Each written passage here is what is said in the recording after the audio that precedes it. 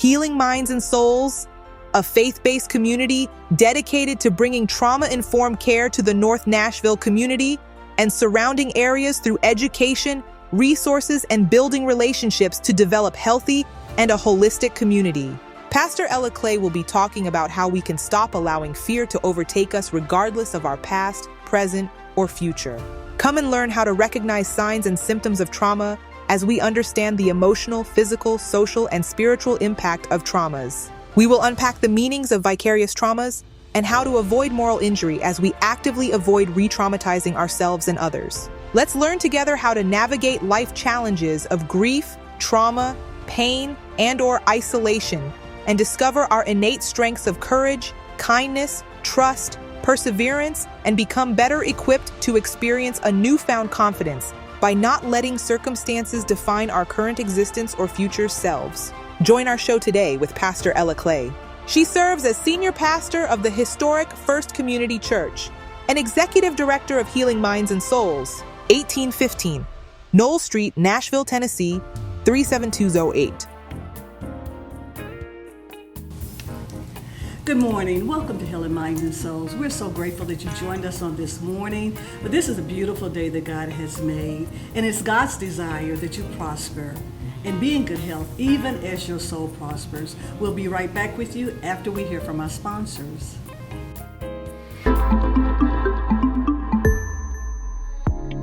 Are you tired of fad diets and one-size-fits-all fitness programs that don't deliver results? Fitness Nation USA's Bodied by Jen and Jen and Juice offer a comprehensive wellness solution tailored to your unique needs.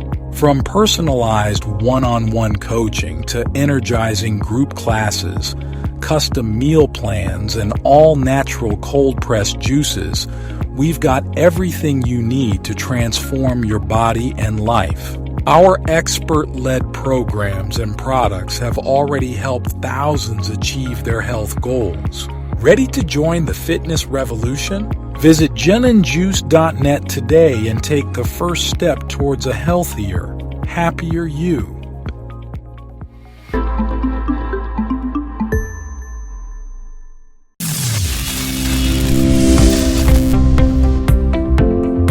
Are you tired of missing out on North Nashville's hidden gems? Our business library is your gateway to the city's best-kept secrets. Discover local hotspots, from mouth-watering restaurants to cozy hotels, and everything in between. But we don't stop there.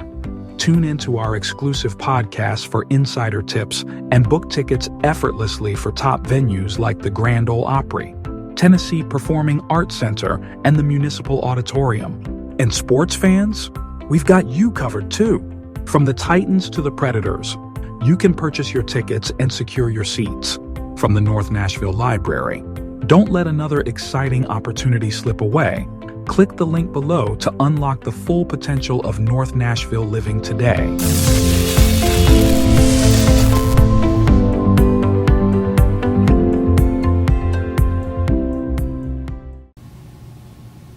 On this morning, we have Dr. Martha Shrubsole.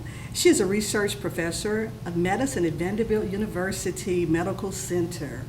She is also co-lead of the Cancer Epidemiology Research Program at the Vanderbilt Ingram Cancer Center. A major focus of Dr. Martha is her research identifies factors related to cancer risk with the eventual goal of helping to prevent cancer. She also co-leads the Southern Community Cohort Study, a large prospective cohort study designed to evaluate racial and economic health disparities in cancer and other diseases, and the Southern Environmental Health Study, a new study designed to evaluate the relationship between environmental exposures and cancer risk. And we also this morning have Dr. Amber Adams. Good morning. So glad to have you. She's a clinical researcher coordinator with Vanderbilt Epidemiology Center, Vanderbilt University Medical Center. She currently oversees the recruitment for the Southern Environmental Health Study, where she is responsible for awareness, education, promotion, and community outreach and engagement. Dr. Adams has worked for different departments at VUMC, including the Department of Internal Medicine, Geriatric Audiology, and Epidemiology, and the Public Health. Her research interest includes nutritional, cancer, and chronic disease, health, equity, and justice, and community-based research methodology. Thank you both for being with me on this morning. Thank you for the invitation. We're really happy to be here. Absolutely. You all are doing a phenomenal work in our community, and I know that it's far-reaching. And what you all are doing, I believe, you can share more about that, Sure. but it's a breakthrough for medical research. So can you share more about what you're doing as it relates to your work? Certainly. So, as you mentioned in your introduction, one of the things that I do and Amber is involved in as well is to design studies so that we can better understand what some of the causes of cancer may be, in order to hopefully eventually help prevent, and make environments a healthier, safer living environment for people. We really need to understand what might not be safe and what is safe. And so we have several studies. The one that we're mostly talking about today is the Southern Environmental Health Study. And this is a study that we began just a couple of years ago, and it's actually across 18 states across the South, so that we can better understand what we as people living in the modern world might be exposed to. You know, our grandparents and great-grandparents may not have been exposed to as many things as we are. There's a lot of advantages to modern life, but those come with new exposures to chemicals. And so we're trying to better understand and measure some of those environmental factors to see, is that something that may be influencing risk of cancer. Wow. So you work together. This is an amazing, powerful team. Can you share, Dr. Amber, what you do and how you all collaborate together? Well, that's a great question. So as a clinical research coordinator, I oversee recruitment, as I mentioned, for the Southern Environmental Health Study. So I'm responsible for awareness, education, promotion, community outreach, and engagement. My favorite aspect of my role is being out in the community and attending community events and meeting people such as yourself and organizations that are focused on helping improve the health outcomes of all Tennesseans. I love learning about the amazing organizations that some of which I didn't even know existed in Nashville, that are serving our communities and attending those in-person events to share, the study with populations that would possibly never even know what we're doing or why it could be beneficial to them and helpful. So. Yeah, thank you for that. And so we're going to just digress just a little bit, and we're going to dive more into deeper what you all are doing. Sure. But could you share your impetus, how you started this work? What was the driving force? Can both of you all share from that perspective? Yeah, sure. Well, Amber, why don't you Oh, go she's going to let me first? first. Well, initially, my educational goal was to obtain my PhD to work in academia as a college professor. However, I'm a migraine sufferer. So in 2016, I actually came across an advertisement in a newspaper about a migraine clinical trial. And so I signed up for that, and that one step has led me to where I am now. So I continued to do several research studies and clinical trials as it pertains to migraines and other things. And really, that's what started my journey as a participant. So once I became a participant and I really got involved in research, I started to think about what it might be like on the other side. And that's been 9 years ago when I started out as a research participant. And I couldn't imagine doing anything else because it's such important, relevant, and purposeful work. Absolutely. Life is interesting, our journey, how oftentimes we may have a challenge with a particular area, but then we can be used as a conduit, as a vessel Absolutely. to even help, even come up with solutions that will help others. And so thank you for that. Yeah, so journey, I think that's a good Yeah, good phrase yeah. for life and for You used the phrase impetus before, and I think over time that can always change, and there's really more than one reason that you end up where you are. So if I go back the furthest, I would say it began really with my mother. My mother was a practicing public health nurse for many years, so I grew up with the perspective of the importance of health, the perspective of the importance of prevention. And when I was an undergraduate student, she went back to school to do a doctorate in nursing and had to take an epidemiology class. And it'd been a few years since she had any math. So I ended up tutoring my mother in math during that class, which is how I personally discovered epidemiology as a career. So that's how I got to, without that, I don't know that I would have got to today. Obviously, through a variety of circumstances, I ended up in cancer research. It's certainly something that impacts all of our lives. We all have loved ones who've been impacted by cancer, or we ourselves. About 1 in 3 women and 1 in 2 men have a lifetime risk of cancer. So it's all around us. It's a constellation of many diseases. It's not just one disease, but collectively there's a lot of cancer. And so my career goal is really to be able to better understand how we might ultimately prevent some cancers, but also how we can make sure that that's done equitably so everybody can benefit from what we learn about cancer. Wow. And it is so much, cancer is just such a hard disease. And again, I think all of us at some point may have been impacted, whether it was through a loved one, whether it was through a friend, That's right. A distant person that we may know, but it's so prevalent in our community. And so the research that you're doing is so vitally important as we try to build a more healthier community. That's right. So can you talk more about the research that you're doing and Yeah. how you think that's going to impact our community Yeah. and our society as a whole? Because Let me focus a little bit on the environmental side of things. So, there are some things that we know about cancer and how to prevent cancer, like don't start smoking, or if you do smoke, get help to stop smoking. We know that. That's been well established through research. We know that because of research. So that shows the importance of research. It's very difficult, obviously, to stop smoking for many people when they start. But that's probably one of the best things that people can do for their health. When it comes to environmental exposures, we have a lot less control over that. We have some control over it, but we have a lot less control about what our clothes are made of, what's put on our clothes, what may be in our lotions, what may be in the air we breathe. That's something a little bit harder for us to control. We also don't have a lot of good research in people about different chemicals that are part of our environment in terms of cancer. So several years ago, probably about 4 or 5 years ago now, the National Cancer Institute and the National Institute for Environmental Health Science came together to create a network of studies to specifically look at the relationship between environmental exposures and cancer. And there are some new, advances in technology that permit us to do that in ways that we haven't been able to do before.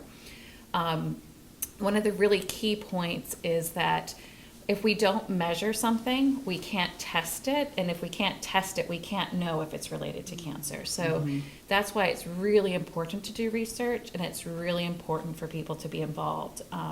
Whether or not we know it or want to think about it, we're exposed to all kinds of things all day long. Again, not a lot of research on how that may impact human health.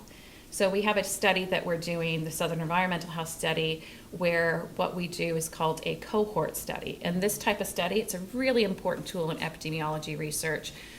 We recruit a lot of individuals, and we ask them questions about their lives, because everyone is the expert of their own lives. And so there's a lot of information that you can only get by asking people. We also ask them to wear a silicone wristband for 7 days. This kind of blows my mind a lot that this is the advance in technology. It's just a regular silicone wristband that you probably had from charity events or things through the years. There's nothing special about it. There's nothing in it. It's just a regular silicone wristband.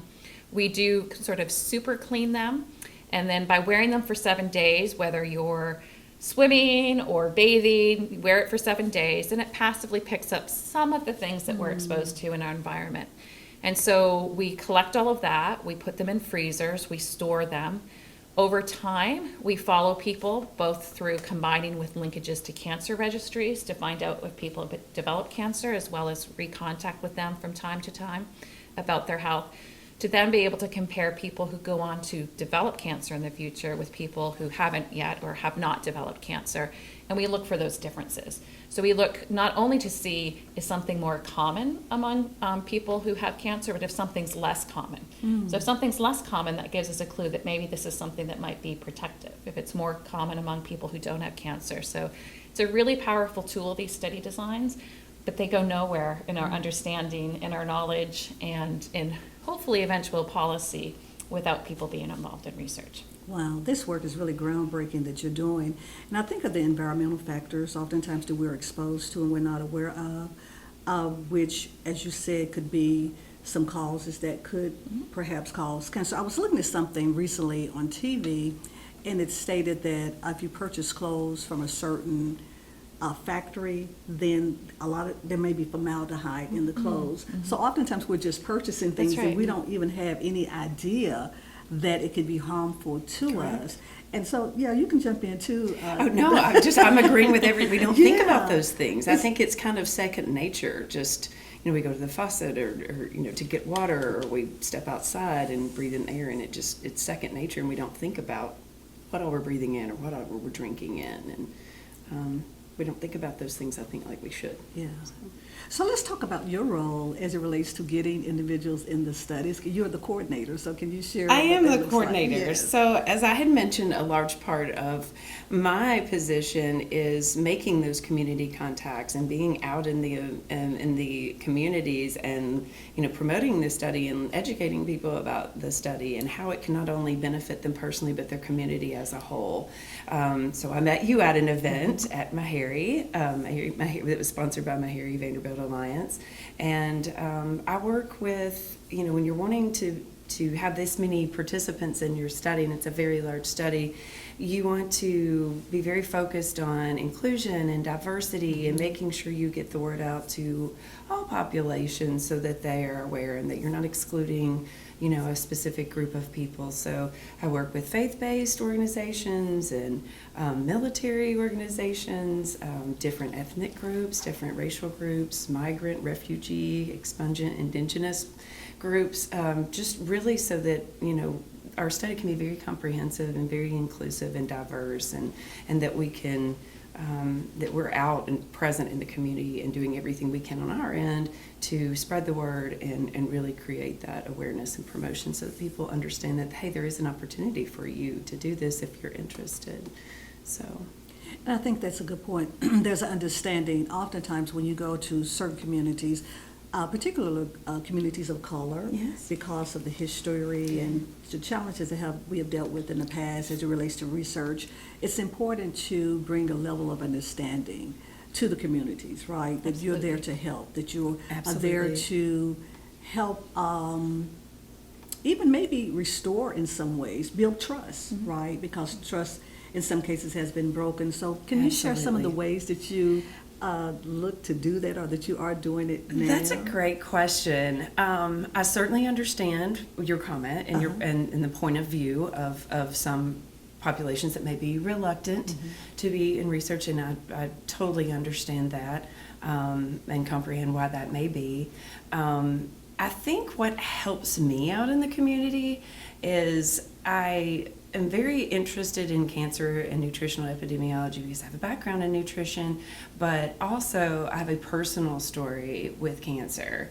And I think when someone can relate to you, and as it relates to what you're doing work-wise, I think that starts to build the rapport and build the trust. So my late father was diagnosed with stage 4 esophageal cancer. And so when I'm out at these events, like during October for Breast Cancer Awareness, and I'm hearing people's stories and they're sharing their journeys with me, and they have cancer, or they've had it and they're in remission, or they have a family member or a loved one or a colleague or a church member that has cancer, we're able to relate to one another. And so that's really why I feel like a lot of what I'm doing is not only something I'm personally interested in, but it, like Martha was saying, it affects everyone in some way. And so I think when I go out in the community and I share my story, and they're like, oh, this isn't just something that she's working on, this has actually affected her personally. And so I feel like because of that, and getting out in the community, and also letting them know that I'm a participant in the Southern Environmental Health Study. I went through the study as a participant, so I'm actually enrolled in the study. I think that goes a long way with people saying, hey, the coordinator did it. We're also, I want to really touch also on the importance of, confidentiality and keeping people's medical information safe. And that's something that we are very conscientious of, and that we take very seriously as well, because I know that sometimes that can be a concern. So, but I think those two things, my personal story and the fact that I'm an actual participant in my study, goes a long way. And I think just when you are out in the community and you really believe in what you're doing, like I do in this study, I totally see the significance and the importance and the timeliness of it and relevancy. And I think that comes through when I speak to people, or I hope it does. That's my goal, because I really do believe in the work that Martha and the study team are doing. Absolutely. We're doing. Yeah. And I think I have a few more things to add. But Sure, yeah, I think that's absolutely. a great, that one-on-one is always the Absolutely. best way to have a conversation, to really understand where concerns may be. This study needs 35,000 people to join the study in order for us to do this well. And, it's not always possible to have a conversation with every single person when it's something that large. I'd love to. So we have a few things that we do to try to make sure that we have representation from a variety of voices. One of those is a community advisory board for the study, where we have individuals who may be interested in providing us some feedback, some guidance, come to them with questions. And we're always looking for new members for that. So happy to have people reach out and see if they're interested in doing that. Another thing that I think is really important is to be able to report back to participants. What have we learned from the research? So we send out a yearly newsletter. Right now, we're building the study, so there's not a lot to report in terms of results.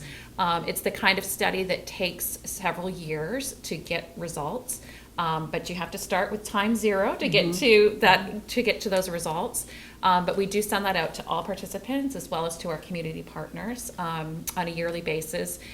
With hopefully, as we are able to generate more results, we can do that a bit more frequently. And thirdly, we also partner with trusted community groups. We have some really key partnerships with some community health centers around the South, who are serving their communities, long-standing, great work that they do. And they have come on board because they believe in the study as well, in the research that we're all trying to do together. And so I think that's another important element. And then there's always the aspect of participant feedback. So we do love to hear from participants about their experiences with the study and how we might do things better.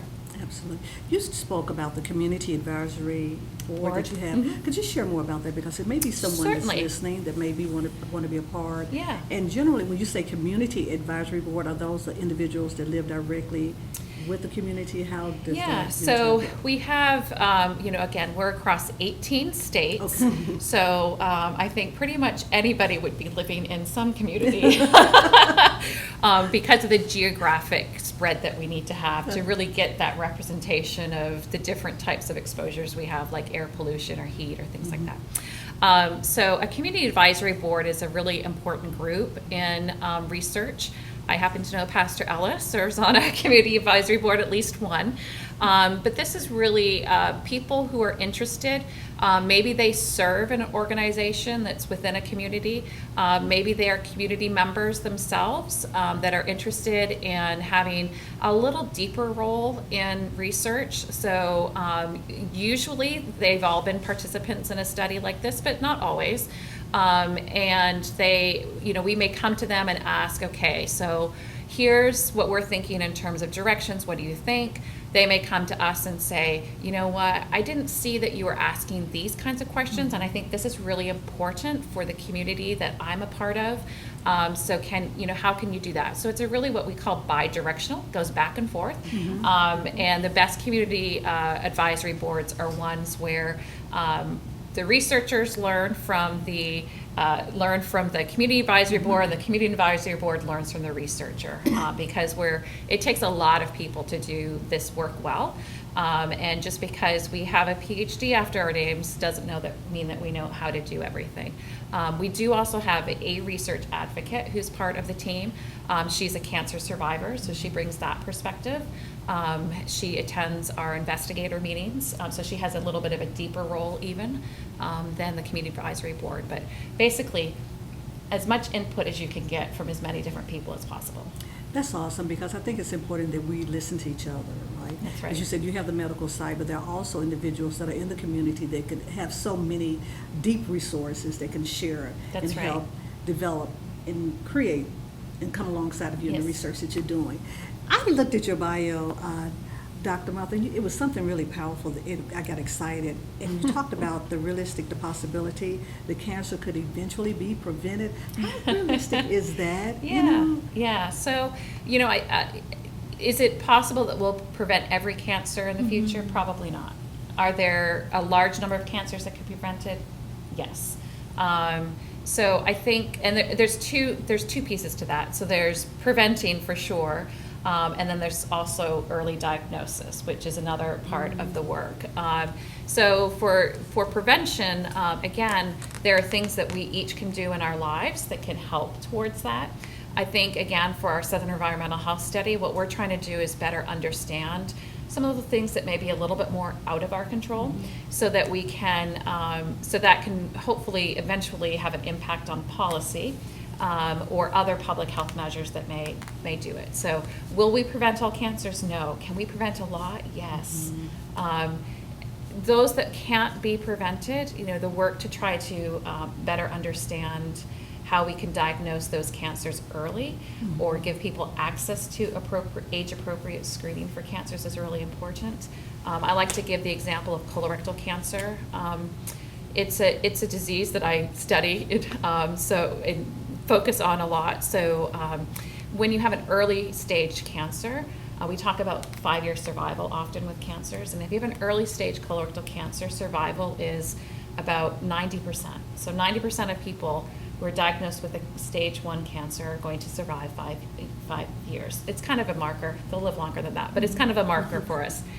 When we look at those diagnosed with stage 4 cancer, it drops a lot. It's more like it flips. Almost 90% of individuals will unfortunately pass away at stage 4. So that's another element of cancer research, where being able to get people into screening, age-appropriate screening, having those screening methods. And for colorectal cancer, we do have that with a lot of stool-based test. Not something people like to talk a lot about, but really important for catching those cancers early. So I do think it's important when we're talking about cancer. Prevention is absolutely a focus, trying to understand and prevent. But there's also great work going on to detect them early so that treatments are more effective. Yes. And so it should never be something where, I know the word cancer can feel, there's a lot of emotions it brings up for each of us when we hear the word cancer. Absolutely. Each of us have been impacted in different ways, and some people have very strong negative reactions to that word. But we're working towards the day where that doesn't that word does not bring as much fear. Absolutely. I tell you what, I'm really grateful, and I'm sure we're going to be a much better society and community with the work that you all are doing. And so I'm thinking about the environmental factors, because oftentimes, maybe sometimes, there are people that have never smoked. They have That's never have tried to live a healthy lifestyle. and then they sometimes end up with cancer. So what would you say to an individual that may find themselves in that particular Yeah. predicament? So we can't always know what, for each individual person, we can't always point to something and say, oh, this or this combination of things is the reason that you now have cancer. You know, a lot of times it can be, again, a combination of reasons. So it's, which again goes to the fear side. Don't think, well, it's therefore I can't do anything because, you know, it's going to happen anyway, because that's not true either. But I think, you know, first and foremost, if someone receives a diagnosis of cancer, is to rally your troops around you. You know, it's, there's a lot of, you'll have the chance to talk to your treatment team about your treatment options and what's happening there, but also the people around you to support you through that cancer journey. Wow. So, Dr. Amber, as we think about you being the community coordinator, and so you intersect with community, you bring the information to the community. Can you talk a little bit about that? And then also, both of you, if you can talk about what it means for equity and justice as it relates to healthcare. What does that look like? So, as I mentioned, a large part of my position is going out into the community. But before I do that, a lot of times it's just looking at what events are going on in different areas of Nashville and beyond, and looking to see, you know, can I find a contact with this organization or with this event? And usually that's how I start the whole process of community connection. I subscribe to a lot of newsletters, so my inbox is constantly bombarded with events that are going on, and I just look at those to see if they, you know, hey, this would be a really good event for me to be at in person, or this one's a very short event, but I'm going to talk to this person and see if I can leave some study materials.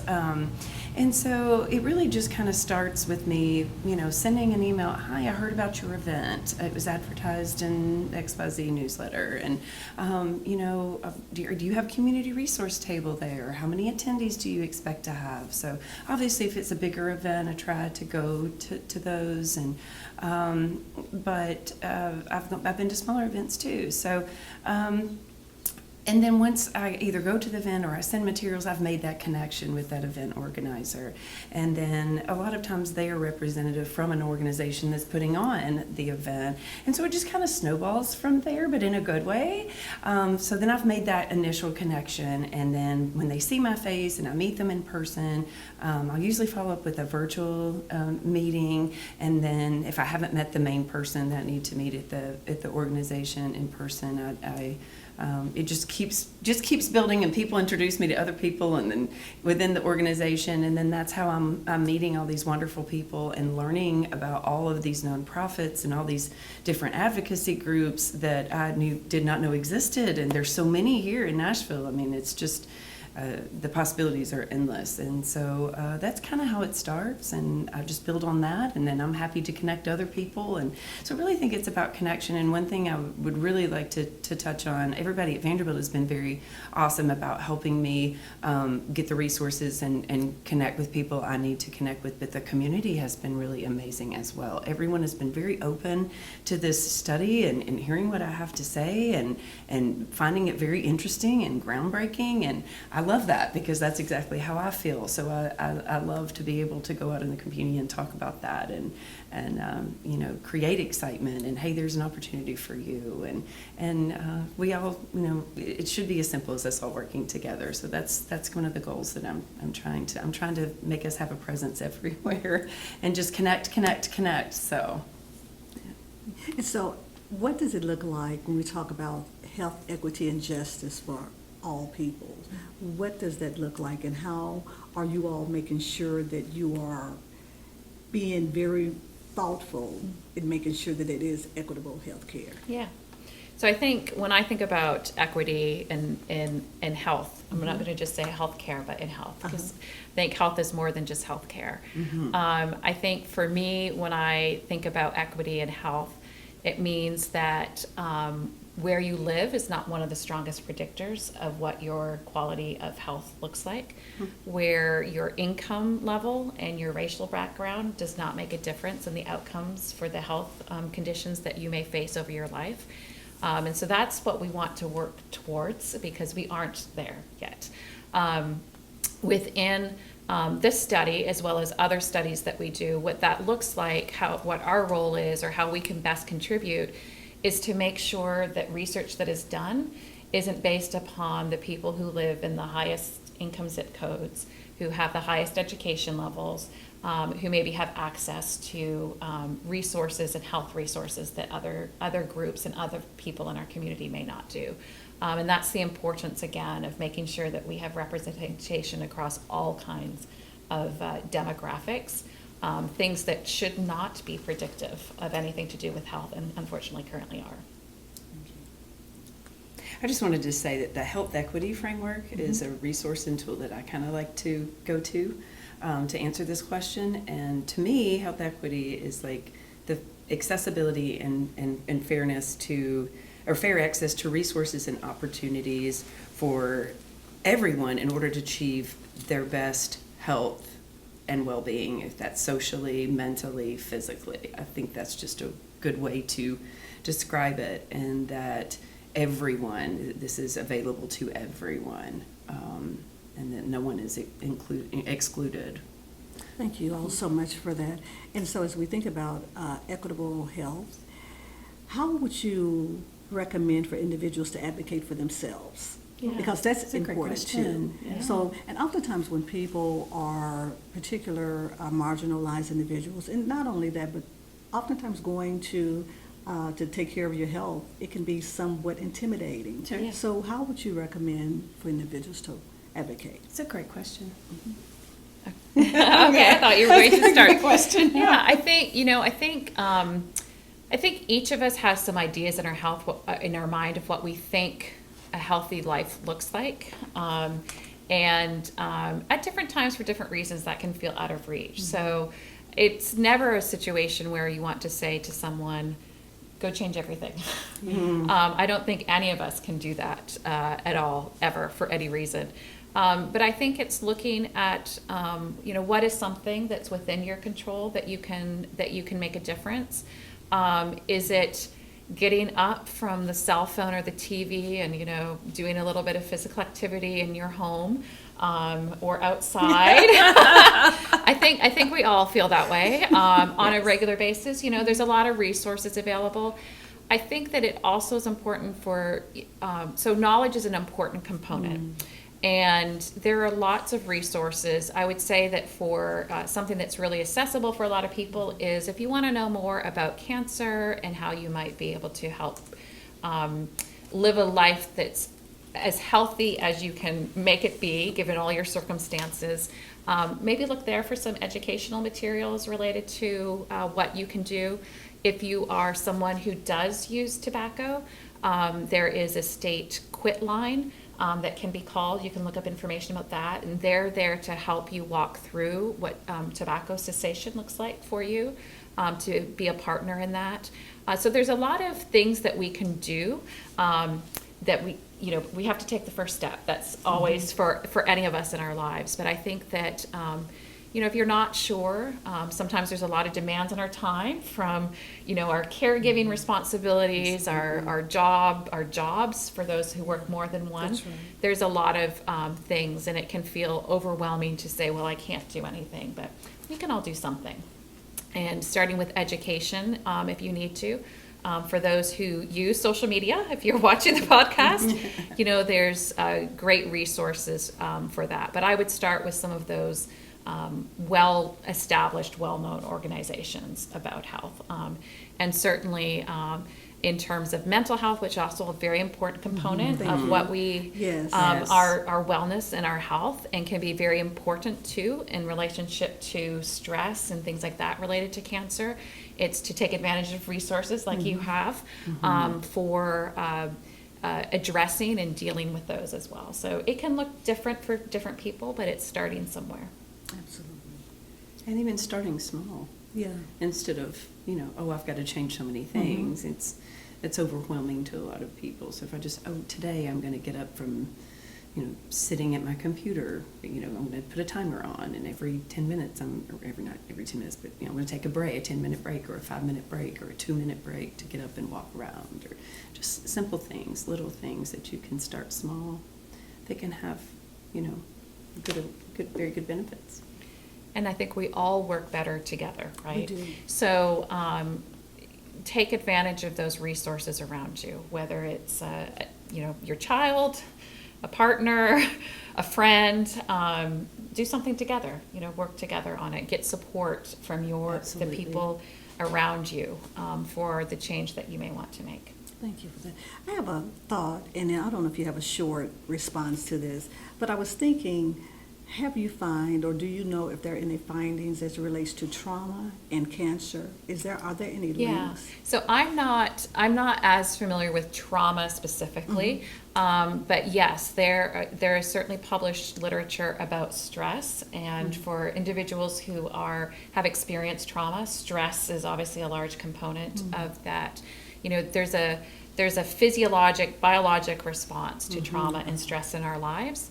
And in some cases that can result in higher levels of inflammation in our bodies. And inflammation is a risk factor for cancer. So yes, being able to address, sometimes I think we think, oh, well, it's just the smoking and the food and the diet, the exercise when it comes to cancer. But that's why wellness and health is actually very important, not just those things that we think of, but the mental and heart side of things are really important as well. Thank you all so much for being with me on this morning, Dr. Amber, Dr. you. Martha. Thank you all again. Thanks for having us. Would you have any final words for our audience on today? Well, I guess I would say thank you for the opportunity to come and speak with you. It gives us a good reminder of why we're here, and would be happy to speak with anyone who may be interested to learn more about the study, about the type of work that we do. So please reach out if that's the case. And I just wanted to piggyback off she said. So I just wanted to thank the audience for listening today, and would like to encourage you to consider being a participant in the Southern Environmental Health Study. We actually have a 1-800 toll-free line that you can call. The number is 1-855-710-9489, or if you prefer to join online, we do have a study website at www.sehstudy.org. Thank you so much, ladies. Thank you. Listen, thank you all for joining us on today. We look forward to seeing you on next week. Go in peace and in the joy of the Lord. Thank you.